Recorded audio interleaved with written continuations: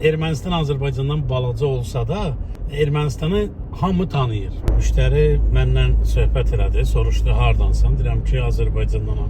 Adətən belə çox az halda tanıyırlar, amma son dövrlərdə mən danışdığım insanlarla, əgər onlar dünyaya açılmış insanlarsa, onlar tanıyırlar. 2022-də kiməsə deyəndə Azərbaycan deyirsən, deyir Azərbaycan, bilmir necə tələffüz eləsin də, heç bilmir necə səslənir.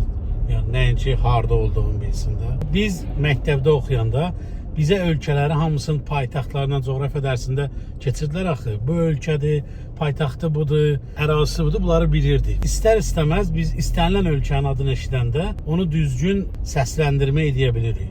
Çünki məktəbdə bunun bazasını qoyublar bizdə. Mən düşünürəm ki, bu necə şeydir? Bu başqa ölkələrdə yəni bu yoxdur məktəbdə.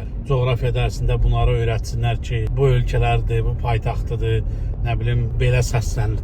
Adətən şəhərdəki müştərilər ki, soruşanda məndən hardansan, Azərbaycan deyəndə tanıyırlar. Tanımayanda necə deyirəm? Deyirəm ki, bəs Azərbaycandanam, Türk ölkəsi kimidir, yəni türk dilli ölkə kimidir. Belə izah edirəm ona sonra. Sərhədlərimizi deyirəm kimlərlə sərhədimiz var. Orada bir taktika işlədirəm.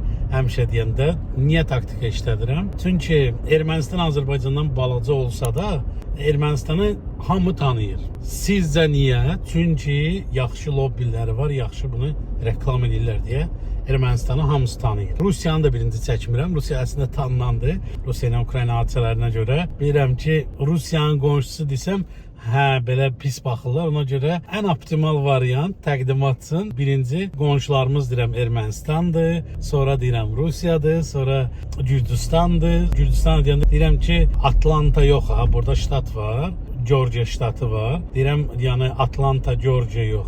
Deyirəm, başqa ölkədir Gürcüstan, çünki balacada onu tanımaya bilirlər.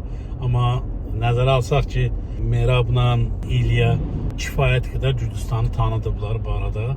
UFC döyüşlərinə mən baxırsınız, yoxsa mən baxıram.